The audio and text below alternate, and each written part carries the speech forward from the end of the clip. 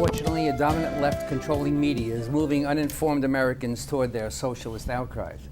In the last few days, most news outlets were inundated with untruths, faux rationales from deviant Democratic politicians, more concerned with developing their own voting base than their own country. When you have no borders, you have no country. It's shameful, and the political right sees through the uninformed, useful fools of the American left. Clear-thinking individuals see the foolish disinformation coming from the left-leaning media and know that liberals have not thought it all the way through. Their goal is to destroy America, liberalize what socialism is going to be for them, and what they don't see is obvious consumption towards a third world country after they're all done. And I have with me to handle this topic David Ziers, radio talk show host. He's also a political commentator for I-24 News, which is Israeli international news, correct? Yes, sir. All right, so what do you think of that opening before I do any more questioning? I can't say I disagreed with much. I just think that people have a different version of what America should be. Yeah. And I think we've lost our way, and we've lost our ethic. The rugged individualism that made this country great is fleeting. And when my great-grandparents came here in the late 1800s and early 1900s, they assimilated, they learned the language, they didn't get any public benefits, and no one went to prison. And now we have 50% of the federal prosecutions in federal criminal court are for illegal aliens, and 1/5 of our prison population is filled with illegal aliens, and we spend $1.5 million a day on it of taxpayer money alone just for that, not including $100 billion a year in emergency room visits where illegals are using them as their general care physicians. So we have problems. And a guy like me who owns a small business on Long Island, I'm in building and construction for 30 years. So you're concerned. And I'm a broker for 30 years. I'm paying $45,000 a year for a family independent health plan so everyone can live at home and smoke weed in their parents' basement or be an illegal alien abusing the system or be from Brighton Beach and commit Medicaid fraud, which is probably $2 billion a year alone just in New York State. I heard recently there's some number they just came up in the news of not welfare, the food stamps have finally gone down. They've fallen significantly, yeah, and food stamps doubled under Obama as well. Yeah. They were pushing it. They're pushing the cell phones. They're pushing the Obama phones. I remember, they used to walk around to my business and knock on the door. If you make $37 grand a year, you get a free cell phone. Should have said yes. It was all about the entitlements. It's what it's all about. And again, the vision is different. And as Barack Obama said in his book, Dreams from My Father, before he was president, it was crystal clear what he intended to do when he was president. He wrote that the white man's need rules the white man's greed rules the black man's need. Right. And it kind of is what drove him. He was an anti-colonialist. His father fought the British in Kenya. And, Obama's own brother in Kenya, didn't agree with Obama on that. He said the British were good when they interviewed him. When Dinesh D'Souza interviewed him, he said the British brought running water and electricity to Africa, and he was glad for it. But anyway. Meanwhile, he didn't have experience himself, and he got to be president, so he should be thankful for that. Well, he came out of obscurity, came out of nowhere. So, the question is, how did Obama, not to get off the topic of illegal immigration, but why did he travel to Pakistan in 1980, 81, and he was a college student when nobody really was allowed to do that. I think there were big forces at work with Obama since the beginning, and he had a rise to fame and fortune very young. He never showed up for his job. I hope he's not out of the woods yet. I hope there's a way to get the He never showed information up. they need. They called him the ghost professor at University of Chicago. Nobody ever even saw him there, and he got a fellowship to teach. It's amazing how this guy got so far so quickly. So I think there's a bigger story there. But anyway, not to get off topic. Does the sound of Manchurian Candidate come to your ear in any way? I just think that there's an agenda on the left where, right now, like this story with the illegal aliens and the child separation, which they do in Canada, by the way, which Obama did to 200,000 families from 2012 to 2016. It was never a big deal. As soon as the IG report comes out from Horowitz, they all the cannons turn automatically to this issue. All of a sudden, it's a crisis and an emergency. So it's a collaborated effort. There's no doubt. Yeah, there's no question. The separation of the children and families was someplace I wanted to go, and you just touched on it now. But yes. We as Americans, there's certain separation of our own kids. Like from custody disputes and from jail and a whole bunch of other reasons. And how about abortion? We should really throw that in. Well, they don't want to talk about that. But, in America, if I get in my car drunk and I have a child with me and I slam into a car and I get arrested, I lose my children. You know, they get separated at the arrest. So what's the difference between a family crossing the border?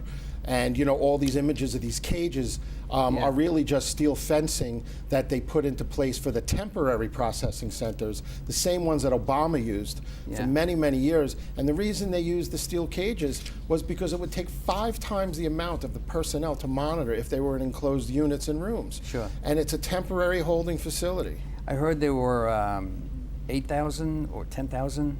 Was it 8,000 of the 10,000 immigrants that recently came over without 10,000 parents. They of weren't the their natural 12,000. parents. Oh, 10 of 12. Okay, I'm sorry. Yeah. Come over. So, without- so under Obama from 2012 to 2016, which the New York Times comes out with after the executive orders passed by Trump, they leave that out conveniently. Out of the 200,000 families that were involved in this, it's impossible to parse which families were unaccompanied minors or came here and were separated, you know, through arrests. Right. And you know, if you come here through ports of entry into this country, legal ports of entry, and you claim political asylum, you don't lose your children. You don't get separated. And this is part of what they had asked for today. Am I right? Isn't this part of the new executive order? Come through the port of entry. I think it's. I don't know if we've heard about it yet, but I'm sure that was mentioned. I read it. I read and I heard Trump's speech on it. Listen, the guy's using it as a political wedge, I believe, to get a fence and to get the wall done. I think he's giving in on this issue. I think he's sensitive to it, but you know, I think he's very smart. And now what are they going to use as an excuse? Before he said, let's They'll come legalize up with something. Well, they said he said to them, let's legalize 3.5 million DACA kids and their families. So how could the Democrats say no to that? Because they want 12 million to become citizens to vote for them, or not to become citizens and still be able to vote for them. The voting block is the bigger issue behind the scenes. Am I right? It's a huge issue, and like in states like California, you know, you can vote as an illegal alien in statewide elections. I don't see how they can separate the state. It's unreal what's going on. Yeah. They have illegal aliens as monitors sometimes in the polling stations in California, in the local races. Wow. It's really disgusting. I didn't know that and either. people forget about the angel families. You know, all the families of victims of illegal aliens. Last night, yesterday in Florida, a Guatemalan national illegal immigrant was arrested. He threw a body out of a car, maybe a prostitute, and maybe killed another woman. And day after day, you hear these heartbreaking stories of a child being raped. A 6-year-old girl was on a lawn in California and a car came up on it, and the guy was 3 times the legal limit. He was deported twice. A 14-year-old girl was raped in Portland, Oregon, you know, multiple times, and the guy was deported twice. Steinle and et cetera. Katie Steinle, and then this guy, you know, put this kid injured this kid in a woman's car. He was deported 15 times. Before, and I have case after case here. I got piles of cases here, you know, of illegal aliens murdering and killing American citizens. Documented stories. And in Texas alone, from 2011 to 2018, there were over 663,000 crimes committed by 240,000 illegal aliens just in the state of Texas, including number. 1,500 murders. And listen to this. You ready for this one? I'm ready. 1,600 criminal homicide warrants are out in LA County.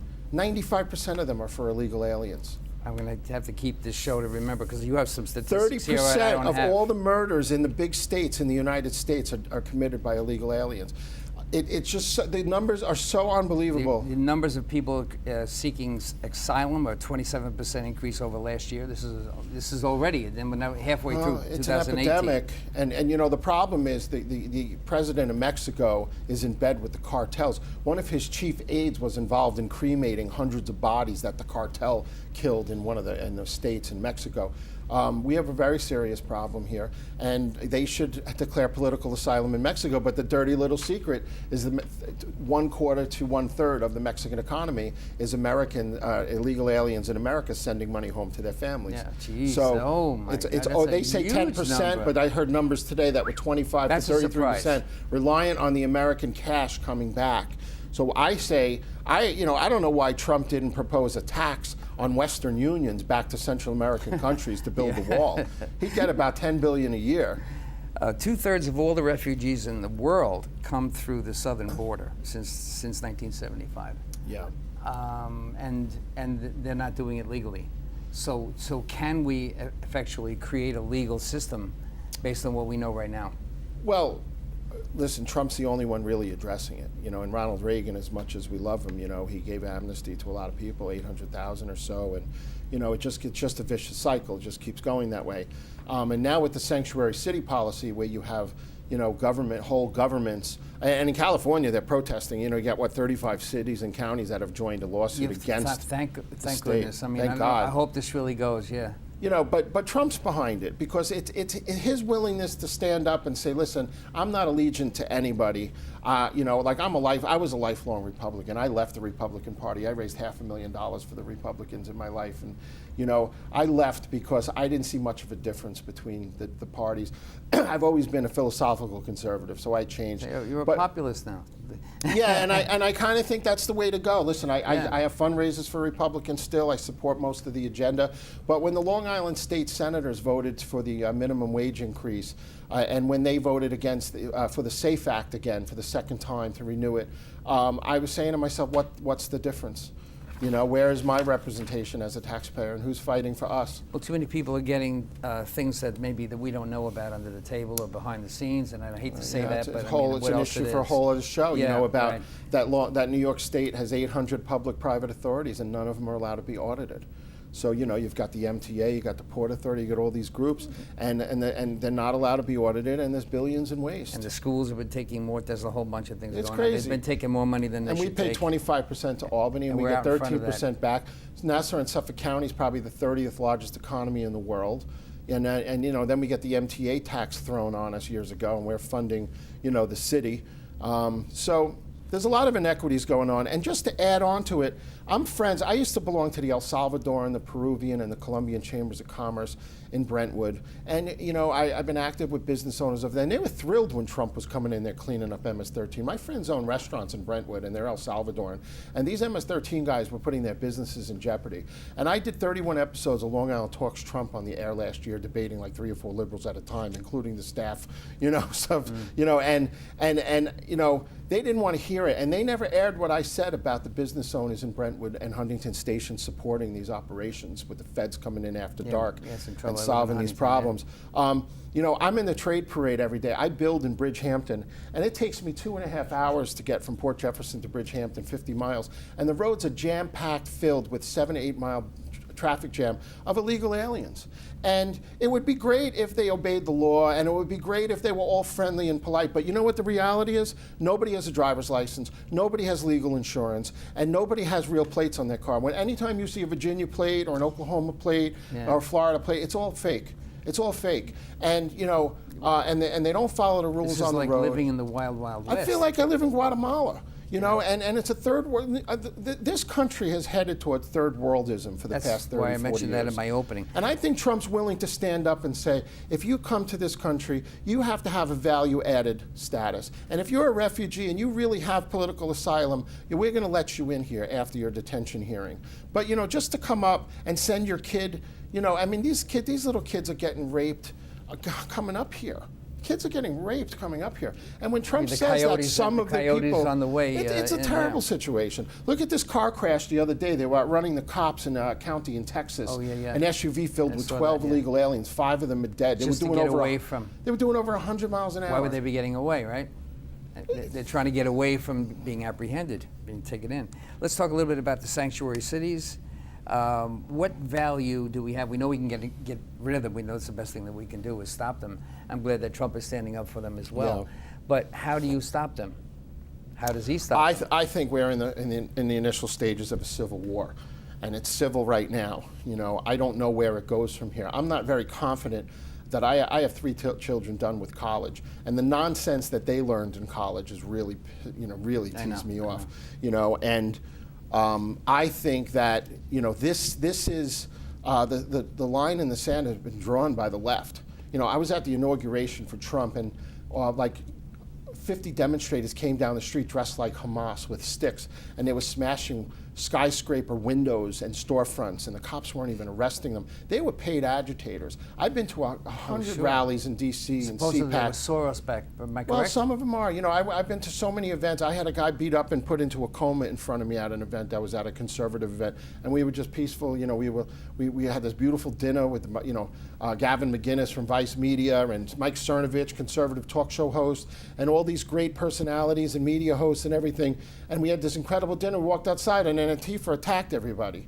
You know, put a guy in a coma. I had to be escorted to my car, you know, because I was being told that I They're brought. supposed to be a nonviolent group. I was told can't Black understand Lives that. Matter showed up, and they were yelling at me that I'm responsible for bringing rabies and syphilis to America. They're all Soros funded, I heard. Black Lives Some Matter. of them are, you know, and some of it's part of the Islamic movement too. They call it the watermelon. So it's green on the outside and red in the middle. You have Hamas and Sunni Islam, the ends of that religion that want to restore the caliphate and promote Sharia law in the United States on Right, the outside, right. which is Linda Sarsour from the Women's March, Right, who's a right. pro-Sharia law advocate. Meanwhile, in Sharia law countries, you can't even go to soccer games when you're a woman. So who the hell is she to stand up for women's rights when you got people like my mother who struggled her whole life, made it herself in business, got kicked while she was down, didn't need a women's movement to make her successful. But my whole point was... She's an effective speaker. She's a useful fool. Yeah, it's great. But, you know, Linda Sarsour is merged with these I'm talking about Marxist... Linda Sarsour, I'm sorry. Yeah, crossed it over with your mother. Well, she's like Linda Sarsour, you know, they're merged with the progressive liberal movement in the United States that's pro-communist, pro-socialistic, you know, and it joins with Black Lives Matter. It's all related. Sure. You know, it's all related, and it's being pushed by the agenda. It's been infiltrated in our government for quite a while. Well, it is, and it got really bad under Obama. It started with Bush Yeah. a little bit, you know, and I was a Bush fan. I lost my best friends in 9/11, but there's a lot of things I didn't like. And one of the things is that we scrubbed the vernacular out of all our military documents, and we stopped calling terrorism the war on terror. We changed the name of it to Overseas Contingencies Operations, and you weren't allowed to use under McMaster in the Trump administration. I had Rich Higgins on my show from the National Security Council, and I was with him at the Hannity show last year. When I brought a friend to host the Hannity show. And Rich Higgins, you know, was fired by McMaster for writing this report on the watermelon, and you weren't even allowed to use the term Muslim Brotherhood around McMaster, or you were canned. So there was this effort, and that's why Trump got rid of him. McMaster wasn't Trump's first choice. He was his third choice for National Security Director. And I was told by Rich Higgins that Rex Tillerson, even Mattis, and McMaster have had Trump under house arrest on foreign policy, and they didn't want him to be too hard on Islamic terror because they wanted the JCPOA deal to go through because there was so much money involved. And if you notice, Tillerson and what's his name is gone already. You know, McMaster's gone. I think Trump's been able to get a little bit of a handle on it, and he brought in Fred Fleitz from the Center for Security Policy along with John Bolton, which was a great pick. Bolton's the great pick. The left keeps saying that all these transitions are horrible, that Trump is losing the credibility with the voters, and that people are going to transfer. The rhinos are going to move out and vote for somebody else. Yeah, but you know, every time the party, I was a Ted Cruz guy, right? I hosted Heidi Cruz on the island for an event. I was always a Ted Cruz guy. And by the way, his solution is great. He's saying, don't separate the families, but expedite all the hearings. And he has a bill, and a lot of Democrats are coming on board. So the Senate need 60 votes. I don't know if they get it. Yeah. But I was going to say that it wasn't until August of 2016, I went out to the Trump-Pence Hannity town hall. I was working as a publicist for trying to get Pastor Darrell Scott, who was head of Trump's National Diversity Coalition.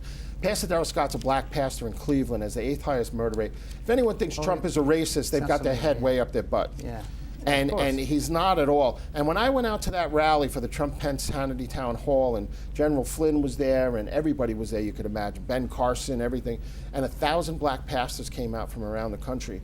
I knew then that Trump was going to win because he took a hard turn to the right after he got rid of Manafort. Manafort was useless, and he was going back to the old establishment Republican politics, and Trump didn't like it. I don't know where you get your confidence from. I didn't have that at that time, and I was. Well, and you know what else helped me? When I flew out there, but I drove back, and when I drove back, every barn in Pennsylvania had a Trump banner on it or a sign on the lawn. And I was like, there's no way he loses Pennsylvania. I was very confident that Trump was going to win. I should have taken that drive with you. I was worried about Pennsylvania. Yeah, initially I was. But, my support of Trump evolved, but it evolved to an incredible level now because You know, he doesn't owe anybody anything. He doesn't take a salary. He donated all his money to the Parks Department for the past 6 quarters.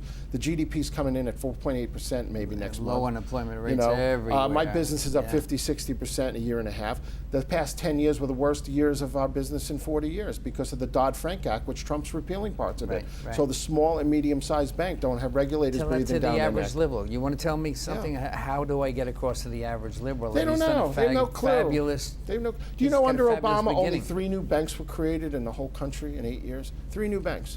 You know, there was no growth. There was no growth. There was little growth. So it wasn't that Obama destroyed the economy. It's that he kept it handcuffed. You know, and his those policy, regulations. You got to remember these administrations are tens of thousands of people. Everybody's got this like liberal left-wing agenda, and then when a Republican gets in, hopefully there's enough conservatives to balance it out. But I think what Trump offers is a pragmatism where he puts them on the spot. He's not afraid of ruining coalitions. Right. You know, and Right. you know, Reagan was the great communicator and made coalitions. But I think Trump is better than Reagan in some ways. You know? He is in some ways, but how do you break the rhinos or the people who are established in the Republican Party? I think he just keeps calling who just say, them you know, out. I just don't leave. Stop messing with us. I bet if you took a poll on the street of 20 Republicans, 15 of them would hate Paul Ryan. You know, so I think they I don't stand know what out. to think about him. Yeah, You know, he's not a team player. He's not a conservative, that's for sure. Maybe on some issues. Mitch McConnell, you know, he can't get out of his own way, and despite that, we're still making progress. Imagine that, you know, these guys had some couillons. Yeah. You know, so it's You really. go like this when you say that. You got I'm Italian. If you didn't notice by the tan. The 500,000 in 2013, the 500,000 from southern countries, and MS-13 is apparently getting entrenched in a lot of different areas. Why isn't anybody getting this message that there's not only that the opioid addictions are coming through the southern border? Why isn't how does any country suddenly take on the 50,000 a year that we have and figure out what to do with them? How do we make them legal? You can't. You can't. So what do you do? Well, I think that you know, we're in the next 2 years at least, if Trump does not get reelected, at least in the next 2 years, you're going to see a lot of changes down there. I think the incentive to come here won't be as much.